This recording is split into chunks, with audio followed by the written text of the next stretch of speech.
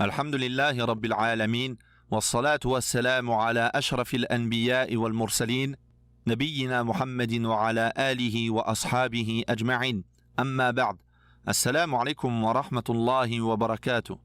Dans le troisième cours, nous avions vu que l'absence de science était cause de tout égarement, et cela à travers l'histoire des statues adorées par le peuple de Nuh.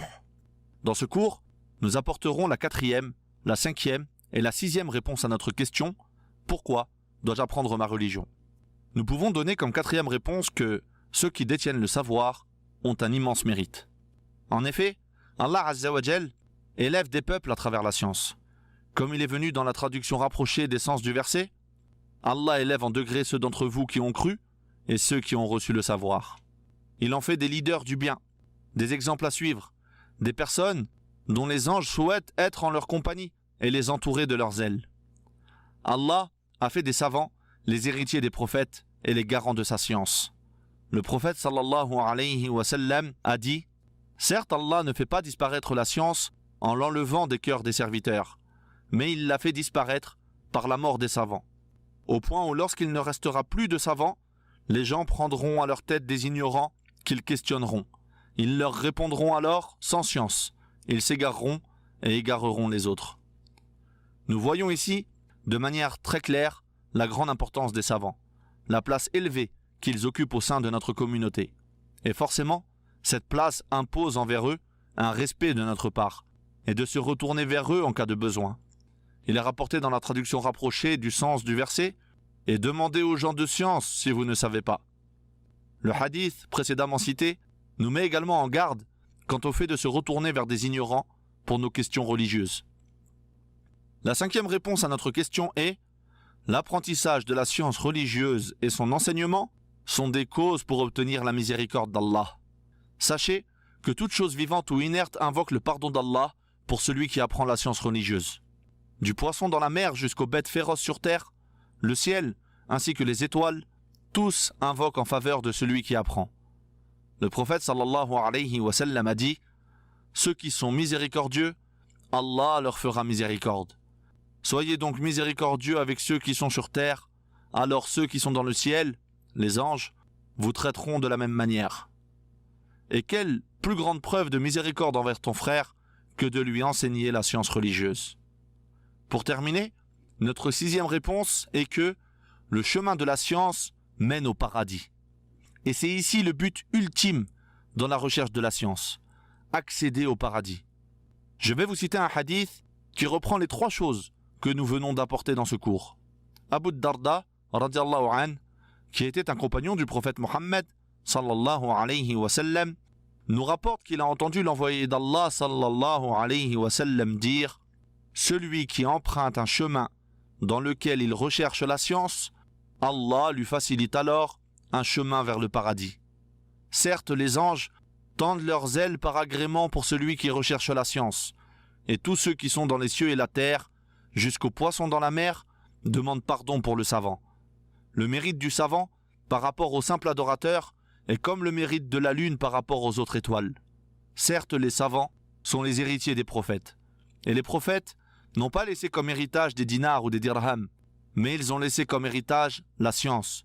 Celui qui l'apprend aura certes pris la part complète. On voit ici que le prophète sallallahu alayhi wa sallam a dit « Celui qui emprunte un chemin dans lequel il recherche la science. » Donc peu importe ce que tu as amassé comme savoir, le principal est d'être sur le chemin pour obtenir cette grande récompense. Allah Azza wa Jal nous accorde la guidée qui nous permettra d'accéder au paradis. Le paradis, cette demeure qu'Allah Azza wa Jal a préparée pour ses serviteurs pieux. Cette demeure où il y a préparé ce que nul œil n'a jamais vu, ce qu'aucune oreille n'a jamais entendu, et ce qu'aucun homme n'a pu imaginer. Comment le musulman, après avoir entendu un tel hadith, pourrait passer une journée sans étudier la religion de son Seigneur?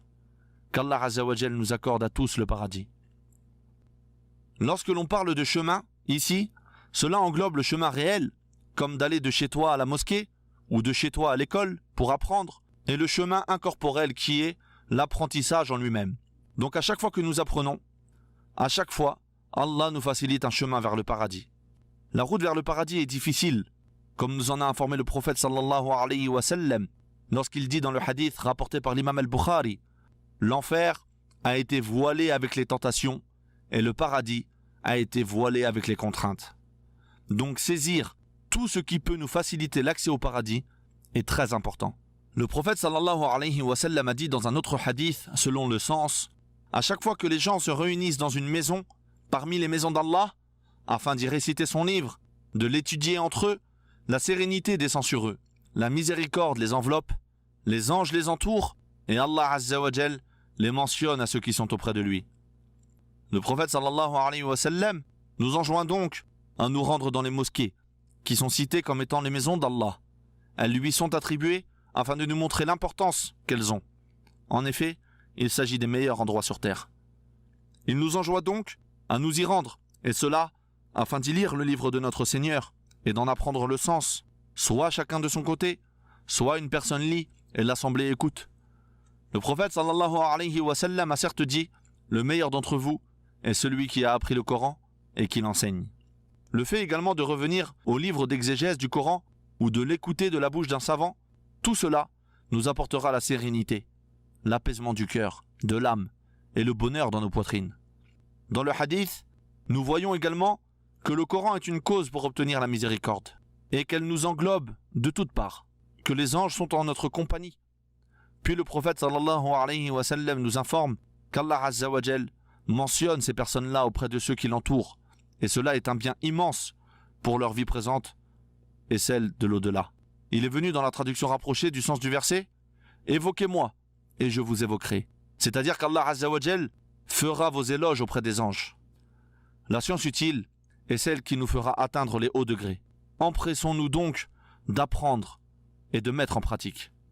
Il est venu dans la traduction rapprochée du sens du verset « Voici le paradis dont vous avez hérité en récompense de ce que vous œuvrez ». Nous avons donc vu aujourd'hui le grand mérite des savants, qui sont les héritiers des prophètes, ayant reçu leur héritage qui est la science. Nous avons également vu qu'apprendre est une cause pour obtenir la miséricorde de notre Seigneur, et que cela nous facilite le chemin vers le paradis. Maintenant, place aux questions. Wallahu ta'ala a'la wa a'lam, wa sallallahu ala nabiyyina wa sallam.